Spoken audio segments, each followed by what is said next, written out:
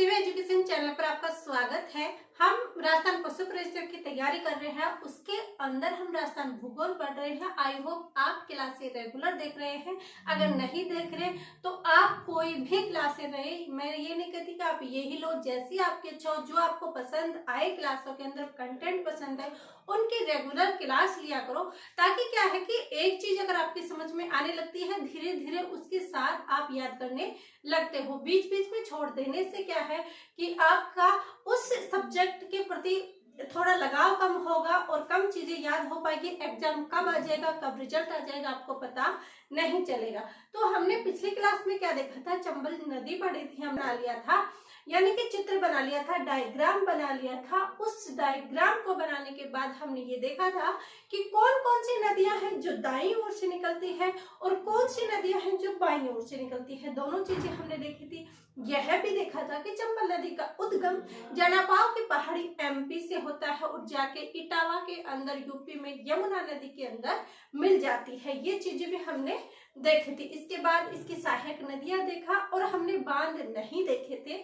और पूरी डिटेल वाली क्लास आज आप देखने वाले हो कि चंबल नदी का उद्गम प्रवाह किन जिलों में होता है, कितनी लंबाई है, ये बांध कौन कौन से है, कौन सा बांध कब बनाया गया, ये चीजें आप देखोगे आज की क्लास में। तो हम बिना देरी किए स्टार्ट करते हैं कि चंबल नदी की व्याख्या है जो हम आज करने वाले हैं। तो हम क्या पढ़ रहे हैं, अफवाह तंत्र वाला चैप्टर चल रहा है। कौन सा चैप्टर चल रहा है, अफवाह तंत्र वाला चैप्टर चल रहा है। अफवाह तंत्र के हमने क्या पढ़ा था कि अरब सागर में गिरने वाली नदियां, अरब सागर में गिरने वाली नदियां हम पढ़ रहे थे, नदियां। और उसके अंदर भी हमने क्या पढ़ा था, क्या पढ़ रहे थे, चंबल। क्या पढ़ रहे थे, चंबल पढ़ रहे थे। क्या पढ़ रहे थे हम, चंबल पढ़ रहे थे। अब क्या देख रहे थे हम, चंबल नदी का उद्गम देख रहे थे। उस उद्गम में हम देखते हैं कि चंबल नदी का जो उद्गम है वो कहाँ से होता है। तो कल ही हमने पढ़ा था कि जनापाव, कहाँ, जनापाव की पहाड़ी। जनापाव की पहाड़ी कहाँ पर स्थित है, जनापाव की पहाड़ी है एमपी में। कहाँ पर स्थित है जनापाव की पहाड़ी, एमपी के अंदर स्थित है। तो चंबल नदी का उद्गम कहाँ पे होगा, चंबल नदी का उद्गम होगा जनापाव की पहाड़ी एमपी के अंदर। इस नदी का क्या होगा, उद्गम होगा। अब अगर हम देखें कि इसका विलय कहाँ होगा, क्या विलय देखते हैं तो इसकी विलय कहाँ होता है। हमने कल डायग्राम के अंदर देखा था कि इटावा यूपी में जाके ये यमुना नदी में मिल जाती है। किस नदी में मिलती है, यमुना नदी में मिलती है। और फिर यमुना नदी इसका पानी कहाँ ले जाती है, बंगाल की खाड़ी में। तो यह बंगाल की खाड़ी, गलती से लिखा गया है ये बंगाल की खाड़ी, बंगाल की खाड़ी, क्योंकि अरब सागर के तो हम पढ़ चुके हैं। बंगाल की खाड़ी में गिरने वाली नदियों के अंदर है, ये यमुना में पानी ले जाकर किस में लेके जाती है, बंगाल की खाड़ी में लेके जाती है। तो ये देख लो, इसका उद्गम जनापाव की पहाड़ी एमपी से होता है और इसका विलय कहाँ होगा, यूपी इटावा में यमुना नदी के अंदर जाकर होगा। तो हम लिखेंगे इटावा, और ये इटावा है कहाँ, यूपी में। और किस नदी में जाएगी, यमुना नदी, इटावा में यमुना नदी में विलय। किस नदी का विलय होगा, इस चंबल नदी का विलय इटावा यूपी के अंदर जाकर यमुना नदी के अंदर इसका विलय होगा। दो चीजें हमने देख ली, इसका उद्गम, इसका विलय। तीसरी चीजें हम देखते हैं कि यह राजस्थान के किन किन जिलों के अंदर बहती है। तो हम क्या लिखेंगे, बहाव, बहाव लिखेंगे। कल हमने लिखा भी था लेकिन डायग्राम ज्यादा समझ में नहीं आएगा, ज्यादा चीजें हो जाने से, इसलिए हमने कल वाली क्लास में वापस मिटा दिया था। तो आज हम देखेंगे कि इसका बहाव कौन कौन से जिलों के अंदर है। तो कौन कौन से जिलों में है, एक तो आ जाएगा चित्तौड़, क्योंकि चित्तौड़ के पास ही प्रवेश करती है बूंदी, चित्तौड़, बूंदी, कोटा और सवाई माधोपुर। और कौन से जिले आ जाएंगे, करौली, और कौन से आ जाएंगे, धौलपुर। क्या आ जाएगा, धौलपुर। तो कौन कौन से जिले हमने देखे हैं, तो हमने देखा है चित्तौड़, बूंदी, कोटा, सवाई माधोपुर, करौली और धौलपुर। इन जिलों में क्या होता है, चंबल नदी का बहाव होता है। तो दोबारा इसको देखेंगे कौन कौन से जिले हमने देखे हैं। तो हमने क्या क्या देखा है, चित्तौड़ देखा है, चित्तौड़, कोटा, बूंदी, सवाईमाधोपुर, धौलपुर, करौली, ऐसे हमने इसके बहाव देख लिए कि इन जिलों के अंदर चंबल नदी का बहाव होता है। चंबल नदी इन जिलों के अंदर प्रभावित होती है, ये चीजें देख लिया। अब हमने देख लिया उद्गम विलय और बहाव देख लिया। अब हम देख लेते हैं कि इस चंबल नदी की लंबाई कितनी है, यानी इसकी कुल लंबाई कितनी है और राजस्थान में लंबाई कितनी है। तो पहले हम देखेंगे कुल लंबाई, फिर हम देखते हैं कि राजस्थान में कितनी लंबाई है, किसमें, राजस्थान में कितनी लंबाई है। तो इसकी लंबाई को देखा है, बल्कि लंबाई से क्वेश्चन अभी तक नहीं आया है। वैसे आप टेस्टों में देखते होंगे लंबाई के क्वेश्चन दिए होंगे, बल्कि बहुत ही कम चांस होते हैं कि लंबाई वाले में से क्वेश्चन आए, नहीं पूछे जाते हैं। लेकिन फिर भी हम ध्यान रखें कि इसकी कुल लंबाई कितनी है,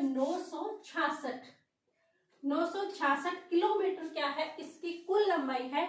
लेकिन अगर हमसे पूछा जाए कि सैटेलाइट के आधार पर इसकी लंबाई कितनी है, तो इसकी लंबाई किसके आधार पर,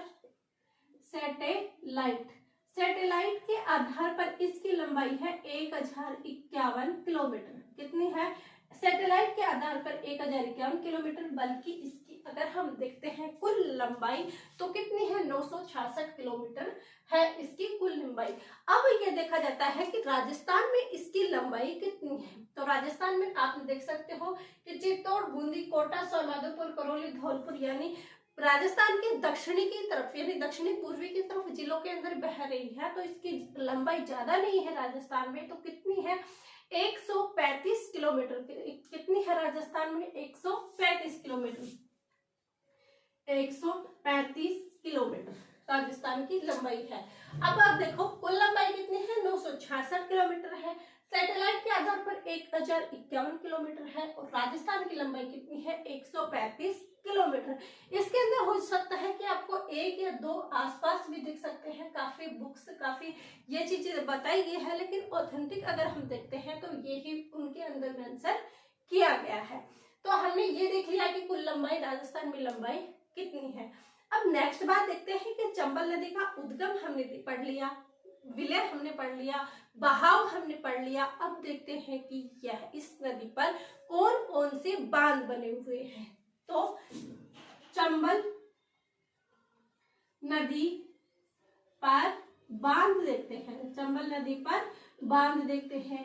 तो चंबल नदी पर सबसे पहले कौन सा बांध बना हुआ है, यानी कौन सा बांध आएगा, गुजरात में आएगा, सॉरी इसके अंदर आएगा, ये एमपी के अंदर आएगा। किसके अंदर आएगा, एमपी में आएगा। तो एमपी के अंदर कौन सा बांध बना हुआ है, किस नदी पर, चंबल नदी पर। तो इस पर कौन सा बना हुआ है, गांधी सागर बांध। कौन सा बना हुआ है, गांधी सागर बांध। तो पहला हम लिखते हैं, क्या लिखेंगे, गांधी सागर बांध। क्या लिखेंगे हम, गांधी सागर बांध लिखेंगे। गांधी सागर बांध अगर हम पढ़ते हैं तो यह कब बनाया गया था, यानी चंबल नदी पर कब बनाया गया था। तो इसका अगर हम निर्माण देखते हैं तो निर्माण आ जाएगा 1960। कब आ जाएगा, गांधी सागर का निर्माण कब किया गया है, 1960 में। यह क्वेश्चन एमपी से, एमपी में है गांधी सागर बांध, तो यह है राजस्थान में पूछने की संभावना नहीं है। यहाँ से एक तो ये क्वेश्चन पूछा जा सकता है कि नदी पर कितने बांध है, या फिर ये पूछा जा सकता है कि पहला बांध कौन सा है, ये कम आने की संभावना है। लेकिन सबसे बड़ा बांध कौन सा है चंबल नदी पर, तो ये पूछा जा सकता है। तो चंबल नदी में सबसे बड़ा बांध, चंबल पर सबसे, क्या आ जाएगा, चंबल पर सबसे बड़ा बांध। तो सबसे बड़ा बांध कौन सा है, गांधी सागर बांध। इसका निर्माण कब हुआ था, 1960 में, गांधी सागर बांध। फिर हम सेकंड देखते हैं कि सेकंड कौन सा है। तो सेकंड कौन सा आ जाएगा, राणा प्रताप। कैसा आ जाएगा, राणा प्रताप सागर बांध। दूसरा कौन सा आ गया, राणा प्रताप सागर बांध। अब यह पूछा जाता है सबसे पहले तो कि यह है कहाँ पर स्थित है राणा सागर बांध। तो राणा प्रताप सागर यानी राणा प्रताप कहाँ से थे? चित्तौड़ में। कहाँ पर आ जाएगा? चित्तौड़ में। और चित्तौड़ में भी पूछ लिया जाए कि चित्तौड़ में भी कहाँ पर? तो रावतबाठा। कहाँ पर? रावतबाठा चित्तौड़। सबसे पहले तो ये देख लिया कि यह चित्तौड़ में स्थित है। कहाँ पर? रावतबाठा पर स्थित है। कौन सा बांध? राणा प्रताप सागर बांध। कौन से नंबर का है? 2nd नंबर का है। अब हमसे पूछा जाता है कि इसका निर्माण, यानी राणा प्रताप जो सागर बना था इसका निर्माण कब हुआ था? तो ये जब 1960 में बना तो ये कब बनेगा? 1970 के अंदर। तो राणा प्रताप सागर बांध का निर्माण 1970 में रावतबाठा चित्तौड़ के अंदर किया है, बनाया गया। ये चीजें हमने देखी। और क्या खास है इस राणा प्रताप सागर की? तो यदि हमसे ये पूछा जाए कि सबसे बड़ा बांध कौन सा है चंबल नदी पर, तो क्या आंसर देंगे? गांधी सागर बांध। यदि पूछा जाए कि जल भराव के आधार पर, किस आधार पर? जल भराव के आधार पर। यदि ऐसे पूछा जाता है कि सबसे बड़ा, तो कौन सा होगा? गांधी। लेकिन अगर आपको जल भराव के आधार पर पूछा जाता है तो कौन सा करके आना है? राणा प्रताप सागर। जल भराव के आधार पर सबसे बड़ा बांध अगर पूछेगा तो वो बांध कौन सा आ जाएगा? राणा प्रताप सागर। तो ध्यान रखना किसके आधार पर? जल भराव। जल भराव के आधार पर, जल भराव के आधार पर सबसे बड़ा बांध, सबसे बड़ा बांध। अगर जल भराव के आधार पर सबसे बड़ा बांध पूछा जाता है तो कौन सा बांध लोगे? राणा प्रताप सागर। लेकिन आपको जल भराव शब्द नहीं दिया गया, ओनली ये पूछा गया कि चंबल नदी पर कौन सा बांध स्थित है, यानी सबसे बड़ा बांध कौन सा स्थित है। तो क्या नाम लोगे? गांधी सागर बांध। निर्माण का ध्यान रखना कि गांधी सागर बांध का निर्माण 10 साल पहले यानी 1960 में होता है, बल्कि यहाँ पर राणा प्रताप सागर बांध का निर्माण 1970 के अंदर होता है। यह हमने देख लिया। फिर तीसरा बांध हम देखते हैं, कौन सा बांध आ जाएगा? जवाहर सागर बांध। ये जवाहर सागर बांध है कहाँ पर स्थित? तो ये है कोटा में। कहाँ पर स्थित है? कोटा में स्थित है। कौन सा बांध? जवाहर सागर बांध। जवाहर सागर बांध कोटा में स्थित है। लेकिन हमसे ये पूछा जाए कि इसका निर्माण कब हुआ था? क्या निर्माण कब हुआ था? तो इसका निर्माण होता है 1972 में। इसका निर्माण कब होता है? 1972 के अंदर इसका निर्माण होता है। किसका? जवाहर सागर बांध का। तो अगर ये क्वेश्चन आता है कि जवाहर सागर बांध का निर्माण कब होता है? 1972 में। और ये है कहाँ पर स्थित? तो ये कोटा में स्थित है। तो क्या पढ़ा हमने कि जवाहर सागर बांध कहाँ पर स्थित है? कोटा में स्थित है। उसका निर्माण कब किया? 1972 में। किसका निर्माण होता है? जवाहर सागर का बांध का निर्माण होता है। फिर चौथा आता है हमारे अंदर कि चौथा कौन सा बांध स्थित है? तो चौथा है कोटा बैराज। कौन सा बांध स्थित है? कोटा बैराज। चौथा बांध आ जाएगा कोटा बैराज। अब ये कोटा बैराज है कहाँ पर स्थित? तो नाम से पता चल रहा है कि कोटा बैराज, तो ये है कहाँ पर? कोटा के अंदर है। कहाँ पर स्थित है? कोटा के अंदर स्थित है। फिर बात यही आती है कि इसका निर्माण कब होता है? किसका? कोटा बैराज का। तो इसका निर्माण कब होगा? 1960 में। और 1960 का कौन सा बांध का निर्माण हुआ था? गांधी सागर बांध का। तो इसका निर्माण कब होता है? 1960 में। तो ध्यान रखना चंबल नदी पर कौन कौन से बांध बने हुए हैं? 4 बांध बने हुए हैं। गांधी सागर बांध, राणा प्रताप सागर बांध, जवाहर सागर बांध और कोटा बैराज। ये 4 बांध हैं जो चंबल नदी पर स्थित है। इनका निर्माण काल ध्यान रखें, क्योंकि अगर सत्य असत्य के अंदर ये क्वेश्चन आ जाए या फिर सुमेलित के अंदर ये क्वेश्चन आ जाए तो ये गलत हो जाएगा। तो सारी चीजें ध्यान रखें कि गांधी सागर बांध का निर्माण 1960 में होता है और ये चंबल का सबसे बड़ा बांध है। राणा प्रताप सागर का निर्माण 1970 में होता है। ये रावतबाठा चित्तौड़ में स्थित है। यदि आपको जल भराव के आधार पर सबसे बड़ा बांध पूछा जाता है तो कौन सा बांध है? राणा प्रताप सागर। फिर है जवाहर सागर बांध, कहाँ पर स्थित है? कोटा में। इसका निर्माण कब हुआ? 1972 के अंदर। फिर है कोटा बैराज, कोटा में स्थित है और इसका निर्माण 1960 के अंदर होता है। ये चीजें हमने पढ़ ली चंबल नदी के बारे में। और क्या पढ़ा है कि इसका उद्गम जलपाओ की पहाड़ी एमपी से होता है, जो कि इटावा यूपी के अंदर जाके यमुना नदी के अंदर मिल जाती है। और चंबल नदी चित्तौड़, बूंदी, कोटा, सवाई माधोपुर, करौली और धौलपुर के अंदर इस नदी का प्रभाव होता है। ये नदी इन जिलों के अंदर से बहती है। ये चीजें हमने देख ली चंबल नदी के बारे में। इसके बाद हम नेक्स्ट देखेंगे चंबल नदी की जो सहायक नदियां हैं, उन सहायक नदियों को पढ़ेंगे। और उन सहायक नदियों के अंदर भी हम इस हिसाब से पढ़ेंगे कि दाईं ओर से कौन सी है और बाईं ओर से कौन सी सहायक नदियां हैं। तो इसका आप लीजिए स्क्रीनशॉट। उसके बाद हम देखते हैं नेक्स्ट क्लास।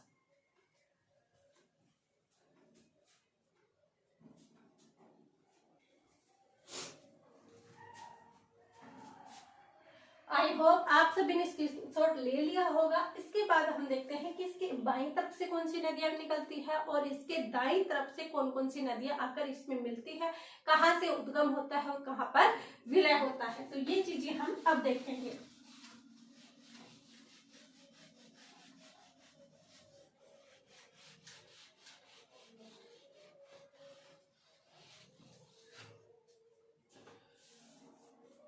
तो अब हम लिखते हैं कि दाईं ओर से मिलने वाली सहायक नदियां, दाईं ओर से मिलने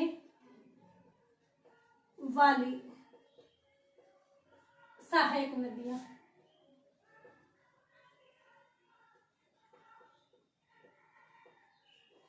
तो दाईं आप ऐसे दाईं ओर से मिलने वाली सहायक नदियों के अंदर हम देखेंगे कि चंबल नदी है, उसकी दाहिनी तरफ से कौन कौन सी नदियां आकर इसके अंदर गिरती है। किसमें गिरती है? चंबल नदी के अंदर गिरती है। तो हम एक पहली नदी लेंगे, काली सिंध नदी। क्या लेंगे? काली सिंध नदी। काली सिंध नदी। अब सबसे पहले वो ही देखेंगे कि इसका उद्गम कहाँ से होगा और ये कहाँ जाकर चंबल नदी के अंदर मिलेगी, यानी इसका उद्गम काली सिंध नदी का उद्गम कहाँ पे होगा और इसका विलय कहाँ पर होगा। तो इसका उद्गम कहाँ से होगा? तो इस काली सिंध नदी का उद्गम देवास एमपी से होगा। कहाँ से होगा? देवास एमपी से होगा। कल भी हमने डायग्राम बनाया था, तब लिखा था कि काली सिंध नदी का उद्गम देवास एमपी में होता है, लेकिन ये 12 में जाती है। उसके बाद ये कहाँ जाकर ये चंबल नदी के अंदर क्या होती है? विलय होती है। तो ये इसका विलय कहाँ पे होगा? काली सिंध नदी का उद्गम देवास एमपी से निकलकर नानेरा, कोटा में जाकर ये किस नदी में मिलेगी? चंबल नदी पे। स्थान का क्या नाम है? नानेरा। कहाँ जाएगी? नानेरा, कोटा। नानेरा, कोटा में जाकर किस नदी का विलय होगा? किसका? काली सिंध नदी का। ये हमें था कि ये काली सिंध नदी का उद्गम देवास एमपी से होता है, विलय नानेरा, कोटा में होता है। लेकिन जब ये नदी राजस्थान में प्रवेश करती है तब कौन सा स्थान आता है? क्योंकि ये भी हमारे लिए इम्पोर्टेंट है कि काली सिंध डायरेक्ट भी पूछ ले कि काली सिंध नदी राजस्थान में कहाँ से प्रवेश करती है, कहाँ से प्रवेश करती है। तो हम क्या आंसर देंगे? तो राजस्थान में प्रवेश। राजस्थान में प्रवेश।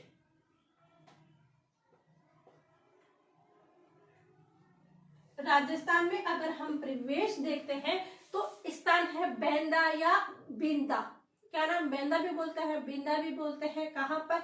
रायपुर, झालावाड़। राजस्थान में बैंदा भी बोलते हैं या बिंदा भी बोलते हैं। एक्चुअली नाम क्या है, वहां पर जो लोग रहते हैं स्थानीय, वो ही सही जान पाएंगे। लेकिन बैंदा या बिंदा है कहाँ पर? रायपुर। और ये रायपुर कहाँ पर स्थित है? झालावाड़। कहाँ पर स्थित है? झालावाड़ के अंदर। तो राजस्थान में प्रवेश काली सिंध नदी कहाँ से करेगी? बैंदा या बिंदा, रायपुर से झालावाड़ के अंदर ये नदी प्रवेश करती है। कौन सी नदी? काली सिंध नदी। उद्गम कहाँ से? देवास एमपी से। विलय कहाँ पे होता है? नानेरा, कोटा में। तो राजस्थान में प्रवेश कहाँ से करेगी? बैंदा या बिंदा। कहाँ पर? रायपुर, झालावाड़ से ये राजस्थान में क्या करती है? प्रवेश करती है। अब हम देखते हैं कि ये बहाव कहाँ कहाँ होता है। बहाव के जिले। तो बहाव के जिले हमने देखेंगे तो हमने यहाँ पर देखा कि कोटा में मिलते हैं झालावाड़, ये 2 जिले तो आएंगे। इसके अलावा इसके बीच में कौन कौन से जिले हैं कि उससे प्रभावित होकर जाती है कि झालावाड़ और कोटा के बीच में कौन कौन से जिले हैं कि वहां से प्रभावित होकर, झालावाड़ से प्रभावित होकर कोटा तक पहुंचती है। तो कौन कौन से जिले इसके अंदर आ जाएगा, तो झालावाड़ और कोटा के बीच में कौन सा जिला है, 12। कौन सा जिला है, 12। तो इसके बहाव के जिले एक तो लिखेंगे झालावाड़, झालावाड़, फिर झालावाड़ के बाद कहाँ जाएगी, 12, और 12 के बाद जाकर नानेरा कोटा में जाकर क्या मिल जाएगी, चंबल में मिल जाएगी। तो अगर क्रम में पूछे तो भी आप ध्यान रखें, ऐसे मानचित्र के साथ देखें कि झालावाड़ में प्रवेश कर, राजस्थान में प्रवेश झालावाड़ से करती है, कोटा में विलय होती, तो इन दोनों के मध्य कौन सा जिला है, 12। तो काली सिंध नदी का प्रभाव कैसा रहेगा, झालावाड़ 12 और कोटा किसका, काली सिंध नदी का प्रभाव क्षेत्र रहेगा। तो ये कौन सी नदी है, काली सिंध नदी। हमने पूरा अच्छे से पढ़ा है, एक भी चीज छोड़ने की कोशिश नहीं की है। आई होप आपको समझाने में हम कामयाब हो रहेंगे कि आपको समझा पा रहे होंगे। तो इसका उद्गम हमने देख लिया। अब उसके बाद इस नदी में क्या क्या दिखा था, हमने कहा था कि जो काली सिंध नदी है उसकी 4 क्या है, सहायक नदियां है। कौन कौन सी, परवन, चोली, उजाड़, ये चीजें हमने देखी थी कि परवन, चोली, उजाड़ ये किसकी सहायक नदियां है, आहू ये किसकी सहायक नदियां है, काली सिंध नदी की। तो क्यों हम इसकी सहायक नदियां नहीं पढ़ेंगे, जी बिल्कुल हम इसकी सहायक नदियां भी पढ़ेंगे, क्योंकि ये चंबल नदी इंपॉर्टेंट है, बड़ी नदी है, तो इनसे क्वेश्चन आने की संभावना है। तो हम किसकी सहायक नदी पढ़ेंगे, अब काली सिंध नदी की सहायक नदी, सहायक नदी। अब इस सहायक नदी के अंदर कौन कौन सी नदी आती है, परवन, परवन नदी। अब इस परवन नदी का उद्गम कहाँ से होता है, तो हमने कल देखा था कि विंध्याचल पर्वत है एमपी में, कहाँ पर है, विंध्याचल पर्वत एमपी से, वहां पर किस नदी का उद्गम होता है, परवन नदी का उद्गम। तो इसका उद्गम होगा विंध्याचल पर्वत एमपी से। किस नदी का उद्गम होगा, विंध्याचल पर्वत एमपी से परवन नदी का उद्गम होता है। किस नदी का उद्गम होता है, परवन नदी का उद्गम होता है विंध्याचल पर्वत एमपी से। फिर यह नदी क्या विलय होगा, तो क्या ये चंबल में जाके मिलेगी, जी नहीं, ये परवन नदी किसके अंदर मिलेगी, काली सिंध नदी के अंदर मिलेगी। लेकिन काली सिंध में कहाँ पर मिलेगी, तो कहाँ मिलेगी, 12 में जाकर, 12 में जाकर ये किस में मिल जाती है, काली सिंध में मिल जाती है। तो वो स्थान का नाम क्या है 12 के अंदर, तो 12 में पलायता, पलायता 12 में क्या होता है, काली सिंध में इसका विलय हो जाता है। पलायता 12 में काली सिंध नदी के अंदर इसका विलय हो जाता है। किस नदी के अंदर, परवन नदी के किनारे। अब पूछा जाता है कि परवन नदी है, इसके किनारे क्या स्थित है, तो 12 में अंदर ये जाके इसके अंदर प्रभावित होती है, तो कहाँ क्या स्थित है, वहां पर शेरगढ़ अभ्यारण्य स्थित है। क्या है, शेरगढ़ अभ्यारण्य है। तो इस नदी के किनारे, परवन नदी के किनारे, इस नदी के किनारे क्या क्या स्थित है, इस नदी के किनारे शेरगढ़, शेरगढ़ दुर्ग व शेरगढ़ अभ्यारण्य, शेरगढ़ दुर्ग व शेरगढ़ अभ्यारण्य स्थित है, स्थित है। कौन सी नदी के किनारे, काली सिंध नदी के किनारे, जी नहीं, इसके परवन नदी के किनारे शेरगढ़ दुर्ग और शेरगढ़ अभ्यारण्य स्थित है। तो हमने क्या पढ़ा, काली सिंध नदी पढ़ी जिसका उद्गम देवास एमपी से होता है और उसका विलय चंबल नदी के अंदर नानेरा कोटा में हो जाता है। इसके बहाव के जिले अगर हम देखते हैं तो झालावाड़ के बिंदा या रायपुर से राजस्थान में प्रवेश करके 12 के अंदर बहती हुई ये नानेरा कोटा में जाकर इसका विलय हो जाता है। तो 3 जिलों में इसका प्रवाह है, झालावाड़, 12 और कोटा। फिर काली सिंध की सहायक नदियों के अंदर 4 सहायक नदियां हमने देखी थी। उस 4 सहायक नदियों में हमने क्या क्या देखा था, परवन देखा था, आहू देखा था, उजाड़ और चोली, ये 4 नदियां हमने काली सिंध की सहायक नदियां देखी थी। उसके अंदर हमने परवन नदी पढ़ा है जिसका उद्गम विंध्याचल पर्वत एमपी से होता है और उसका विलय कहाँ होता है, पलायता 12 के अंदर उसका विलय होता है। और परवन नदी के किनारे क्या क्या स्थित है, शेरगढ़ दुर्ग और शेरगढ़ अभ्यारण्य कहाँ पर स्थित है, इस परवन नदी के किनारे स्थित है। कहाँ पर स्थित है, इस परवन नदी के किनारे स्थित है। तो ये चीजें हमने देखी आज की क्लास में।